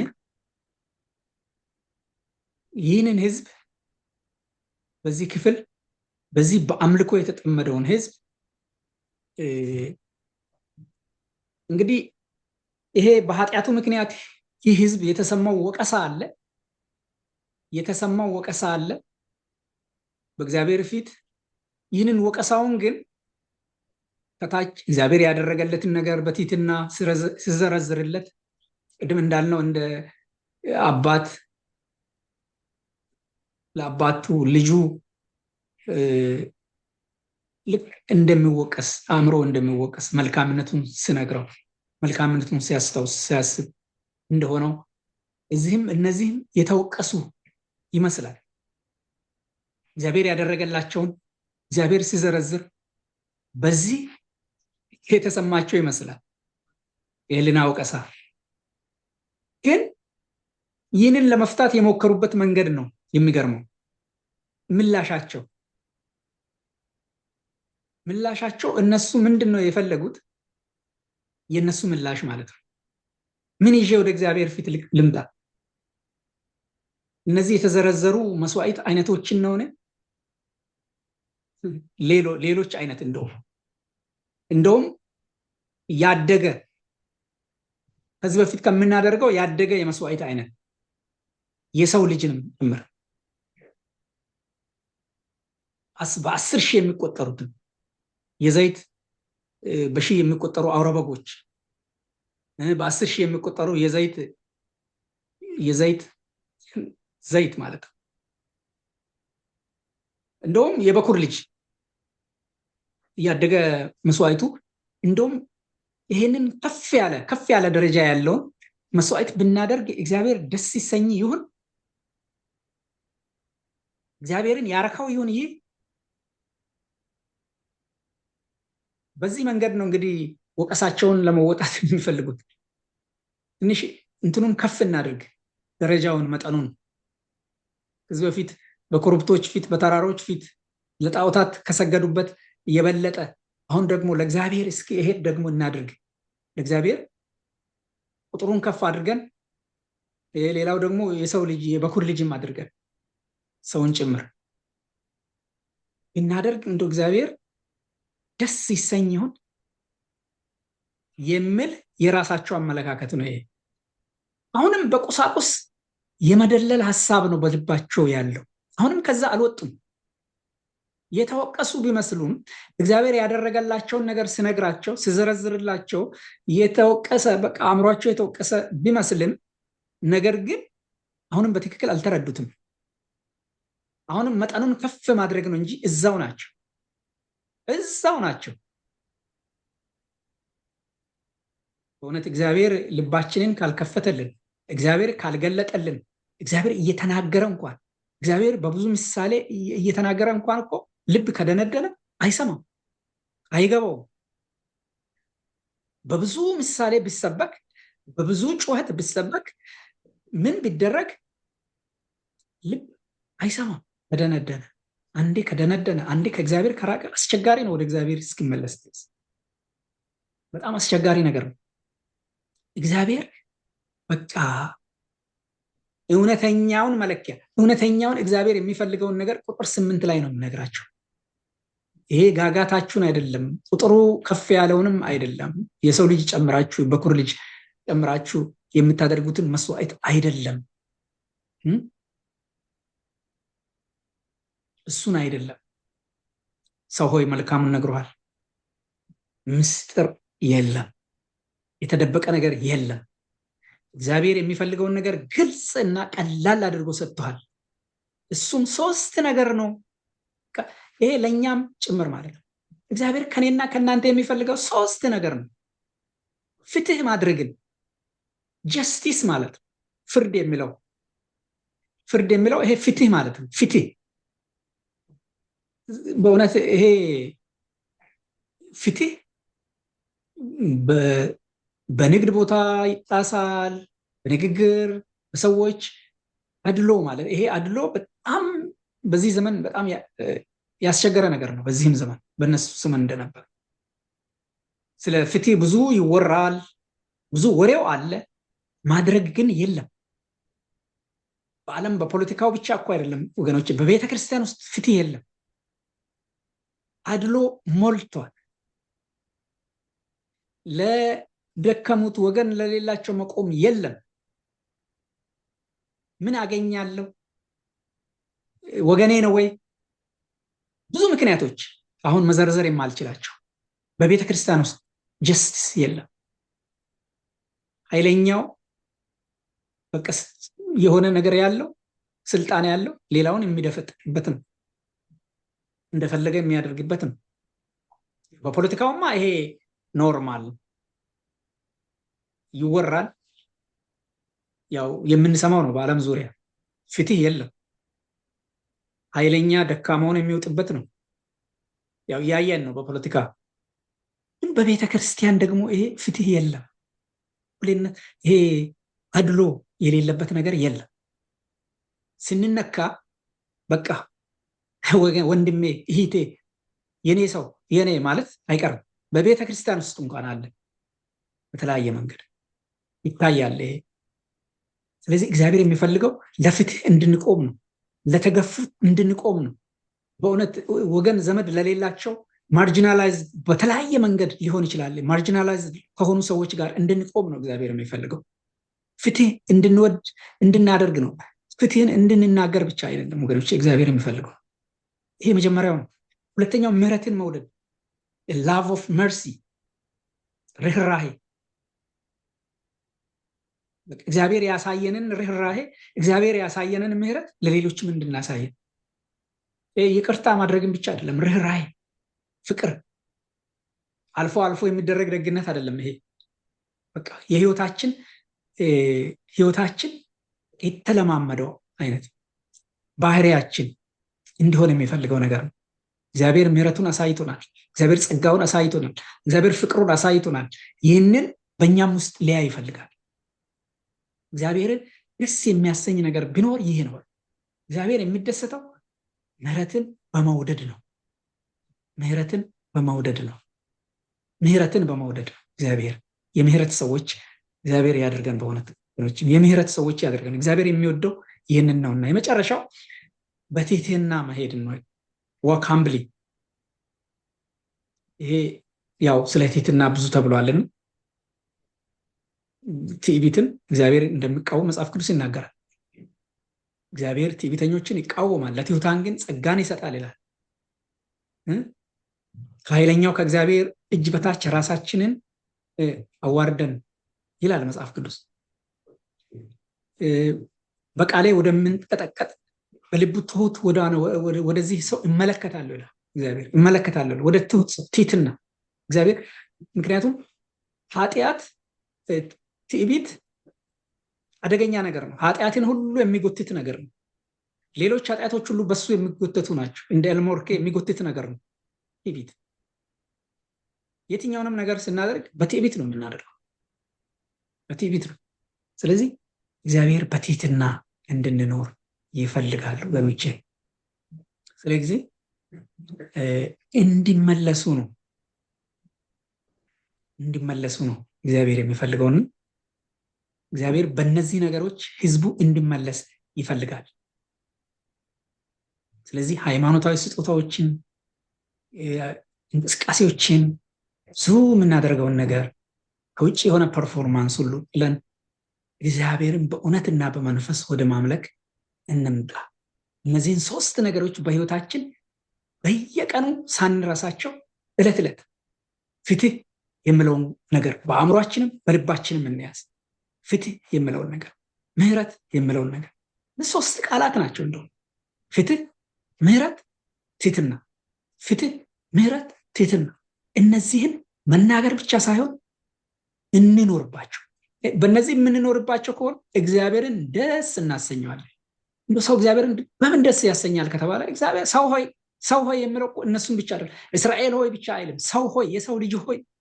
በቃ እነዚህ እንኳን በእግዚአብሔር ቤት ከእግዚአብሔር ቤት ውጭም የሚያስፈልጉ ነገሮች ናቸው።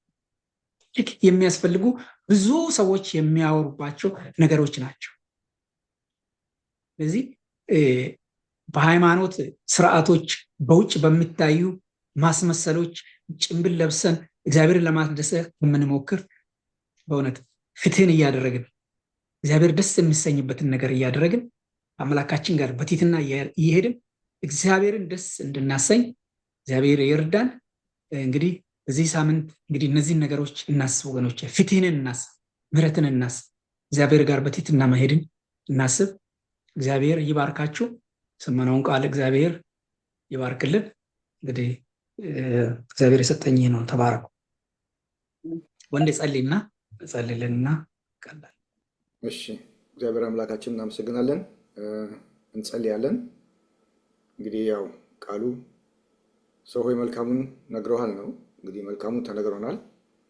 ትህትና ምህረትን ፍርድን እንድናደርግ ነው፣ በትህትና እንድንመላለስ ነው። እግዚአብሔር አምላክ በዚህ ቃል ላይ በእውነት ተመስርተን ህይወታችን እንዲመራ እውነተኛ ትሁቶች እንድንሆን ጌታ ይርዳን። እንጸልይ። እግዚአብሔር ሆይ እናመሰግናለን። ክብር ላንተ ይሁን፣ ተመስገን። ጌታ ሆይ አንተ ሙሉ ኃይል ሙሉ ስልጣን ያለ አምላክ፣ ልብንም ኩላሊትን የምትመረምር አምላክ ነህ። እግዚአብሔር ሆይ ዛሬ ደግሞ ህይወታችን በምን መንገድ መቀናት እንዳለበት፣ እንዴት መመላለስ ደግሞ እንዳለብን እግዚአብሔር ሆይ አንተ የምትወደው ምን እንደሆነ የሚጠቅመንን መልካሙን ነገር ነግረህናልና አቤቱ ጌታ ሆይ በዚህ እውነት ላይ ቆመን ቀሪ ዘመናችን ከአንተ ጋር በትህትና እንዲሆንልን በማስተዋልና በቅንነት መመላለስ እንድንችል እንድትረዳን ለምንሃለን። እግዚአብሔር ሆይ ህዝብን ሰብስበህ ቃልን ስትናገር ምክንያት አለን። ቃልህ በከንቱ ስላልመጣ እያንዳንዳችን የሚሆን መልእክት ስለሆነ ጌታ ሆይ ሰው ሆይ ስላለ ሁላችንንም የሚመለከት መልእክት ስለሆነ ጌታ ሆይ እያንዳንዳችን ይህን መልእክት ስላመጣ ስለተናገርከን ክብር ላንተ ይሁን፣ ተመስገን። ጌታ ሆይ እግዚአብሔር ሆይ አንተ በእውነት ህዝብን ከክፋት ስትመልስ አስቀደመ በቃል መክረህ ትመልሳለህና የመከረኝን እግዚአብሔርን እባርከዋለሁ እንዳለ ስለመከርከን ግሩም ቃልህ በእውነት ጌታ ሆይ ስም እየተባረከ ይሁን። በቃልህ ደግሞ ጸንቶ መኖር ስር ሰዶ መቆም ትልቅ ነገር ነውና ጸጋና ኃይል ይጨመርልን። ተመስገን እግዚአብሔር ሆይ ክብር ላንተ ይሁን። መልካም አምላክ በአንተ ደስ ይለናል። በእውነት ጌታ ሆይ ስለምትወደን እየተናገርክ ትመልሰናለህ። ለእኛ ግድ ይልሃል፣ ትጠነቀቃለህ። እናመሰግናለን። ክብር ላንተ ይሁን። ወንድማችንን በእውነት ደግሞ እንድትባርከው ከዚህም በላይ ደግሞ የቃልህ ደጆች እንዲከፈቱለት እንጸልያለን። ክብር በሰማይ በምድር ላንተ ብቻ ይሁን፣ በክርስቶስ ኢየሱስ ታላቅ ስም አሜን አሜን። ጸሎት እንጸልያለን። ለታመሙ ወገኖቻችን እንጸልያለን። እንግዲህ ምን ኢንፎርሜሽን እንዳላችሁ አላውቅም። ለእናታችን ለእነ ሰላሙ እናት ብንጸልይ ጥሩ ነው። ኤርሚም ነግሮናል፣ ቢኒያም ደህና እንደሆነ ነው። ግን ፍጹም እግዚአብሔር እንዲፈውስ እንጸልያለን። ከወንድማችን አበጋዝ ጋራ እንዲህ ለታመሙ ወገኖቻችን እና ጌታ መንፈስ ቅዱስ ለልብህ እንደመራህ አብረን እንጸልይና ፕሮግራማችንን እንጨርሳለን። ወንድም ወንዴ ትንሽ አዲስ መረጃዎች አሉ መሰለኝ፣ እኔ ጋር የለም፣ ግን ሞር ዲቴል ምናልባት ወንድም ሱራጅ ወይም ወንድም ታዴ አሁንም እየተነጋገረ ይመስለኛል በስልክ ትንሽ ብናካፍል፣ ከዛ በኋላ ወደ ጸሎቱ ብንሄድ ጥሩ። እሺ፣ እኔ ምንም አላወቅኩም። ወንዴ ማለት ታዴ አለ እንዴ? ታዴ አለው። እግዚአብሔር ይባርካችሁ። ስለሰማነው ቃል ስለነበረን የአምልኮ ጊዜ ሁሉ እግዚአብሔር የተባረከ ይሁን። ቅድምም ስልክ ረብሾኝ ነው፣ እኔ የተለያዩ ስልኮች ይመጡ ነበርና እሱን ስነካካ ነው እንትኑ ከመስመር ያስወጣኝ እና ኮሎች ይረብሹ ነበር። እኔው እግዚአብሔር መልካም አምላክ ነው። የእግዚአብሔር ፈቃድ ሁሉ ጊዜም በእኛ ላይ ይፈጸማል። እንግዲህ እናታችን ወደ ጌታ ተሰብስበዋል። ትናንትና ማታ ምሽት 8 ሰዓት ላይ ተሰብስበዋል። እነሱም በዚያ አስጨናቂ በሆነ ወቅት ላይ እንደምንም ብለው ቤት ደርሰዋል። አሁን እንግዲህ እግዚአብሔር ሲከፍት የሚዘጋ የለም፣ እግዚአብሔር ሲዘጋም የሚከፍት የለም። አሁን እንደምናየው እግዚአብሔር እንግዲህ በበረዶ ሁሉንም ሰው ዘግቶ አይታችኋል። ይሄ የእግዚአብሔር ስራ ነው፣ ማንም ሊከፍት አይችልም እና ኤቭሪቲንግ ሸት ዳውን ነው። ስለዚህ ሊሆን ያለውን ነገር ወደፊት እንደገና ተነጋግረን ወደ እዚህ ጉባኤም እናመጣለን። አሁን ይሄ ጉባኤ እንዲጸልይ ቤተሰቡንም እንዲያጽናና ደግሞም እንዲረዳቸው መጸለይ ነው ያለብን። ይሄ ነው ያለው የሰማሁት እና ትናንትም እዛ ነበርኩኝ እስከ ማምሻው ድረስ ይሄ ሆኗል። እንግዲህ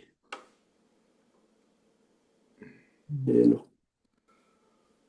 እሺ እንግዲህ እግዚአብሔር መልካም ነው፣ እግዚአብሔር አዋቂ ነው። እንግዲህ ለዚህ ቤተሰብ ጌታ መጽናናት እንዲሆን እንጸልያለን።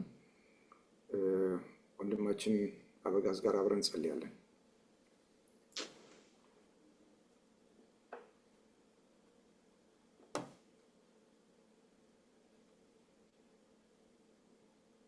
በሰማያት የምትኖር አባታችን ሆይ አንተ ስትሰራ ሁል ጊዜ ልክ ነህ። በሰራኸው ስራ ደግሞ ለምን ብለን ማናችንም ልንጠይቅህ አንችልም። አሁን በሰማነው ለሁላችንም ድንጋጤ የሆነው የእኚህን እናት ከአንተ ጋር ቆይተው የምድር ቆይታን በቃ ብለህ ወደ አንተ ከሰበሰብካቸው እኛ ምን እንላለን? እንግዲህ ጌታ ሆይ ልክ ነህ ከማለት ከመስማማት በቀር የምድር ኑሮን ነው በቃ ያልካቸው።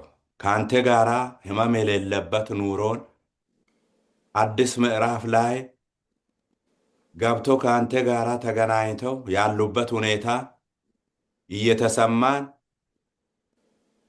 ይህንን ቤተሰብ ይዘን በፊት እንቀርባለን። እኛም እንደዚሁ እንደ አንድ ቤተሰብ ሆነን በዚህ በሰማነው ነገር ፍጹም ጌታ ሆይ ለዚህ ቤተሰብ ፍጹም መጽናናትንና ቃል ሁል ጊዜ ልክ እንደሆነ በመረዳት አንተ ያረከው ልክ ነው በማለት መስማማት እንዲችሉ እንድትረዳቸው እኛም በስልክም ይሁን በአካል አንተ እንደፈቀድ ተገናኝተንም ይሁን በግል በሚኖረን ግንኙነት ሁሉ ልክ መሆንህን ጌታዬ ሆይ በመነጋገር እርስ በርሳችን መጽናናት የምንችልበትን ጸጋ ለሁላችንም አብዛለን። አሁንም በሆነው ነገር ሁሉ ላይ እስከ ዛሬ ድረስ እንድቆዩ የፈቀድከው አንተ ነህ። ከዚህ በኋላ ደግሞ ያለው በእጅ ነው። ከማንም በላይ ግን የምትወድ መሆንህን ሁላችንም ይገባናል። ወደ አንተ መሰብሰብ ጌታ ሆይ ከዚህ ከምድር ካለው ነገር ሁሉ ማረፍ እንደሆነ በስጋ መለየት ለሁላችንም ክፍተት ያለ እንደሆነ ቢሰማን እንኳን ዋናው ነገር ዘለዓለም የሚለው አንተ ጋር የሚጠብቃቸው ስፍራ ላይ የተገኙ መሆናቸው እንግዲህ በዚህ ተጽናኑ ብሎ ቃል እንደምናገረን በኢየሱስ ክርስቶስ ስም ፍጹም የሚያጽናና የምህረትህ ድምፅ የጸጋህ ድምፅ በኢየሱስ ክርስቶስ ስም በዚህን ሰዓት ለዚህ ቤተሰብ እንዲደርሳቸው ጸለይ። እኛንም እንድትረዳን በኢየሱስ ክርስቶስ ስም ጸለይ። ይህን ለምን አንልህም ጌታዬ ሆይ እንዳንበድል ለአንደበቶቻችን አሁንም ዛሬም እንደመከርከን እንደ ቃሌ የምንለው ነገር ጌታዬ ሆይ በእውነት በምህረትህ ውስጥ በትህትና ማስመሰል የሌለበት ይሆን ዘንድ የዚህ ቤተሰብ ሐዘን የኔም ነው ማለት ችለን በዛ ሐዘን ውስጥ ግን አንተ ያደረግከው ልክ ነው የሚለውን የሚያጽናና ድምፅህን ይዘን አጽናኞች መሆን እንድንችል ቅዱሱ መንፈሲ አጽናኝ እንዲሆንልን በኢየሱስ ክርስቶስ ስም ጸለይ። አባት ሆይ ልታደርግ ደግሞ ታማኝ ስለሆንክ እናመሰግንሃለን። ለወንድማችን ቢንያምም ምህረትህን እያበዛህለት ፋውስ እየጨመረለት ያለ መሆኑን ሰምተናልና አሁንም ይህ ፋውስ ሙሉ ይሁንለት በኢየሱስ ክርስቶስ ስም። ጤንነቱን መልስለት። እነሆ ጌታዬ ሆይ ሌሎች በስም ያላወቅናቸው ታሞ በሆስፒታል ያሉ ቢሆኑ፣ በቤታቸው ታሞ ያሉ ቢሆኑ፣ በሜዳም ወድቆ ያሉ ቢሆኑ፣ እንደዚሁም በእስራት ያሉ ቢሆኑ ባሉበት ስፍራ የፋውስ እጆችህና ምህረትህ እንዲያገኛቸው በኢየሱስ ክርስቶስ ስም ጸለይ። ይህ እየዘነበ ያለውም ጌታዬ ሆይ በረዶ በሰዎች ላይ ሌላ ተጓዳኝ የሆነ ጉዳት እንዳያደርስ አየሩን አንተ እንድትቆጣጠር ሁሉን ለአንተ አደራ አሳልፈን ሰጠን። እነሆ በጸሎት በዝማሬም ጌታዬ ሆይ በቃልህም ስለተናገርከን ሁሉ እናመሰግንሃለን። አሁንም ተርፎ ያለው ጊዜ በእጅ ትሆንልን። ተመልሰን በፊት ሁላችንም ከያለንበት ተሰባስበን በአካል እስከምንተያይ ድረስ ጌታ አምላካችን ሆይ በያለንበት ጥበቃህና ምሕረት አይለየን። በነገር ሁሉ ከፍ ከፍ እናደርግሃለን። ያውና ጻድቅ በሆነው ልጅ በጌታችንና በመድኃኒታችን በኢየሱስ ክርስቶስ ስም ብለን ጸለይን። አሜን አሜን አሜን። እግዚአብሔር ይባርካችሁ። ተባረኩ። እዚህ ላይ ጨርሰናል። እንግዲህ ያሉትን ነገሮች እንስማ። እንግዲህ ኢንፎርሜሽኖችን በሆነው ነገር ምን ማድረግ እንዳለብንም እንግዲህ እስቲ እንደ ቸርች እናወራለን። እንግዲህ እግዚአብሔር አዋቂ ነው። ማስታወቂያዎች ምን እንዳሉን አላውቅም። እንግዲህ ወንድም ኤርሜ ሱራጅ እየተናገርክ ነበር መሰለኝ። ሚዩት አድርገህ ነው ያወራኸው። አይ ቲንክ የሆነ ነገር አሁንም ሚዩት ነህ። ይቅርታ። እንደዛው ነው። ኤርሚት ማስታወቂያዎች ካሉ ብትናገር ብዬ ነው። ምንም የተለየ ማስታወቂያ የለንም። ያው ይህንን እንትኑን መከታተል ነው። በዚሁም የበረዶ ሁኔታም የሚቀጥል ስለሆነ የሮቡ የጸሎት ፕሮግራም የሚኖረን አይሆንም። ምክንያቱም የአይሲ ኮንዲሽኑ ይቀጥላል። ስለዚህ ሌላውን ያው ወንድም አበጋዝ ያስተላለፈው ዛሬ መልእክት አለ። ቅዳሜ የወንጌል ስርጭት ፕሮግራም እንደሚኖር ነው በቫይበር ላይ ለሁላችንም ልኮልናል። ግን ምናልባት የጸጋን እናት እነ ሰላሞን ቤት ሀዘን የተለየ ፕሮግራም ካለ እኔም አሁን ዛሬ ጠዋት ነው የሰማሁት። ወንድም ታዴ ቴክስት ያደረገልንን ነው የሰማሁት። አዲስ ነገር ካለ ያው በቫይበር ላይ መጠባበቅ ነው። ከዚህ ውጭ የሚደረግ ነገር አለ አይመስለኝም። ወይ አገር ቤት ምናምን ለመላክ ያስቡ ይሆን እንዴ? ሬሳው እኔ እንጃ፣ ምንም አላውቅም። እዚህ ላይ ነገር ካለ ትንሽ ኢንፎርሜሽን ትንሽ ነገር በማውራት ላይ ያለ ነው። አሁንም ልናወራ በዚህ ፕሮግራም ምክንያት ነው እንትን ያለሁት እና ወደፊት ወንድም ሱራጅ ልታጠፋው ትችላለህ እንትኑን ላይቭ ስርጭቱን። ግን እኛ ላይቡን አንተ አንሳው። ይሄ ሪካርድ